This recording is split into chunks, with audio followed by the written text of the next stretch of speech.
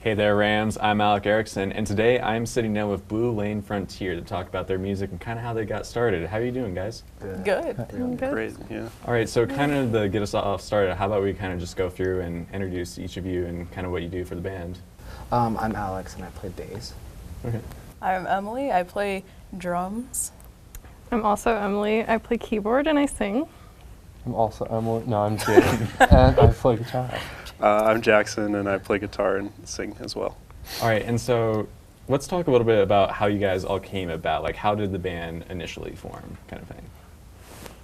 So I guess the project as a namesake started when I lived in Arizona with my friend from high school who was a drummer.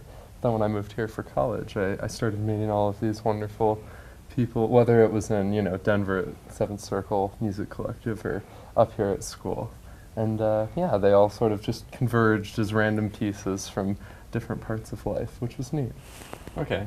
And so what have kind of been some of the influences for you guys' project so far?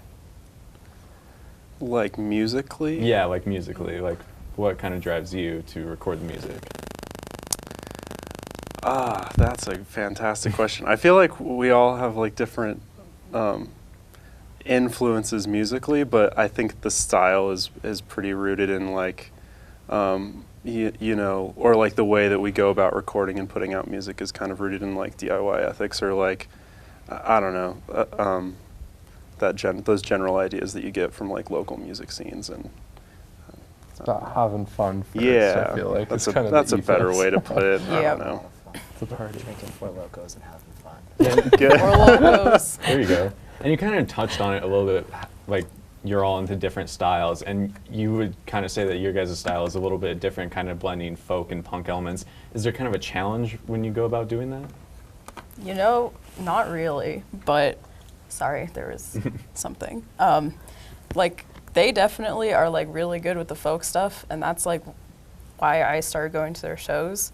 And then like when I joined, I'm trying to like just for rhythmic purposes, like add a little bit more like spicy to it, you know? Mm-hmm. But like, and then he's got like sort of a math rock technique where it's like post-rocky. Thank you. You're welcome.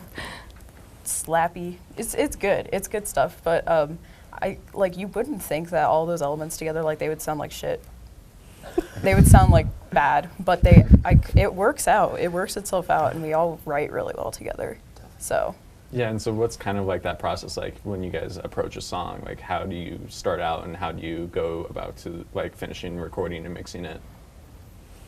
Well, That's in like evolution, I think, at the moment. Mhm. Would you say?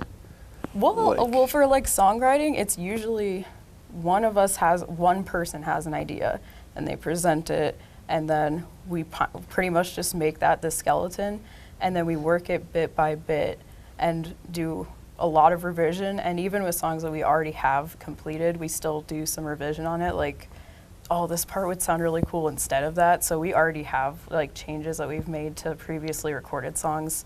But like right now, we're not looking to like record anything anytime soon. We're kind of just like trying to write more material, because we've already got like a full length and like a split, and all those sound really good. But it would be really cool to have something out in like 2018 maybe, like towards the end of 2018, like another full length.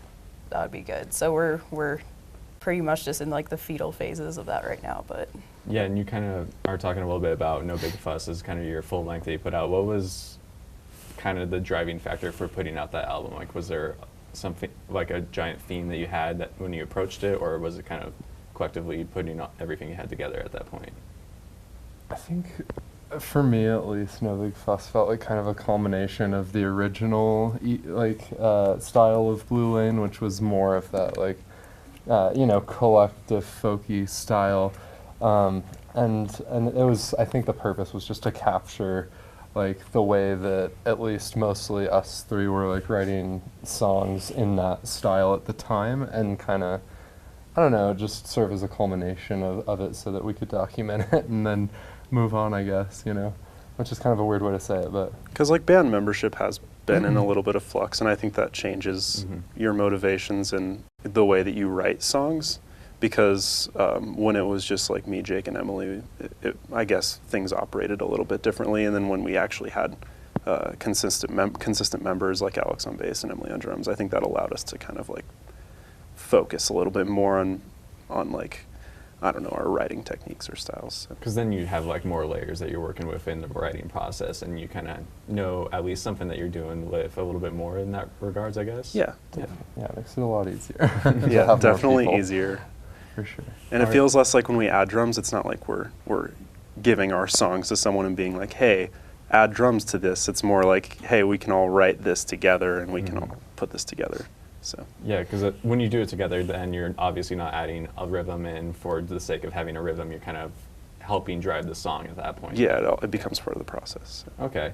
And so you guys have obviously been touring a lot this last summer. Kind of, what was that experience like? Awesome. Was it? So awesome.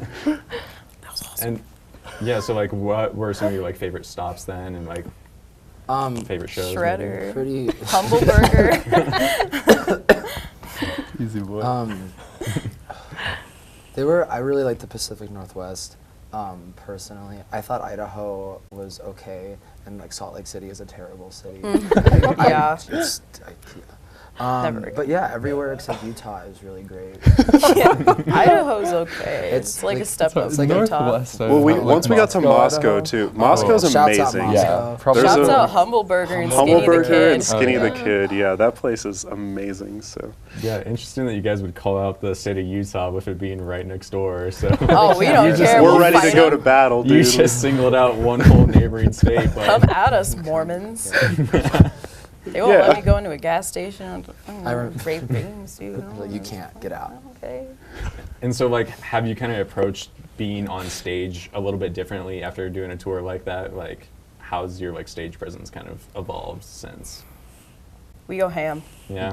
But it's a little hard because this is a lot of people, and like the places we usually play, like Seven Circle, and like we've played High Dive, like, and those, like, the stages around here, unless it's like the Summit or the Gothic, they're pretty small. Like, they're like this big. So when we play, we're all kind of smushed together, but we always make sure we have like these three in the front because first of all, they're all singing, but mostly those two because they can move around in like the breaks and stuff when they're not singing, and they can just like go ham everywhere else. And that's it. So it's like a little bit cramped, but the people who can move around do.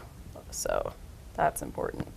And I think we sound a lot better after tour. yeah. Yeah, Oh, definitely. yes. Like, Gives you basically- chance to practice every day. yeah, like 2 And weeks of that's actually awesome. practicing the songs. Get really sick of your own songs. Yeah, that happens as well. I think too, like we got to get to know another band really well, which was helpful because we could sort of bounce ideas off of Bloomers, who we toured Shouts out with. Bloomers. Yeah, and that I think that really gave us a lot of good suggestions about like how we could refine tone or like what was working in our songs and what wasn't for like someone that wasn't in the band but was still close to us musically and personally.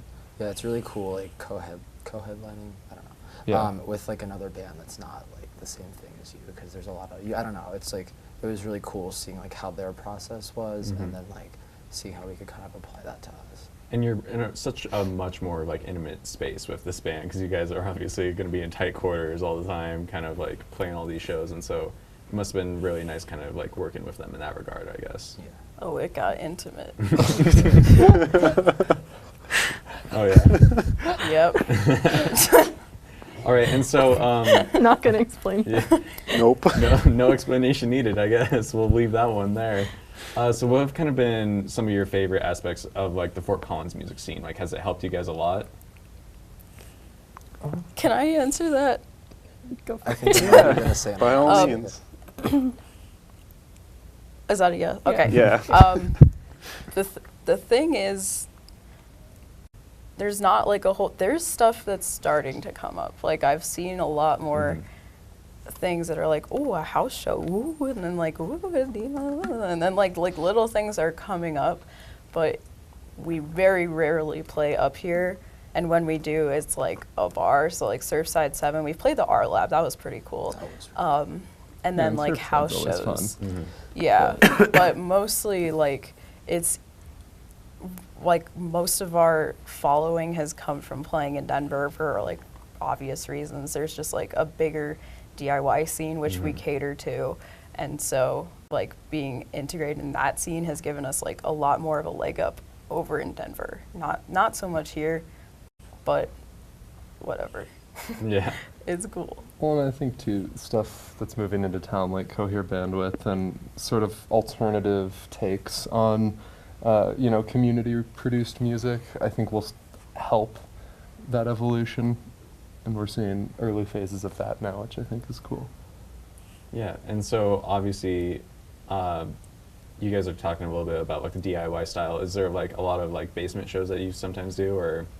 We Not have too much played a of lot that. of Yeah, we've basement played a lot of shows. them. Yeah. Those are Yeah. the funnest Yeah. ones, most fun ones that we've played, because it's like the most intimate, and like nobody, it's like, oh yeah, donation, but like really nobody cares. And it's like, you're not there for that. It's just like, oh, a house show, bring some PBRs and get like super close and sweaty, and like those are the best and most fun kind of shows, in my opinion, to play and to go to.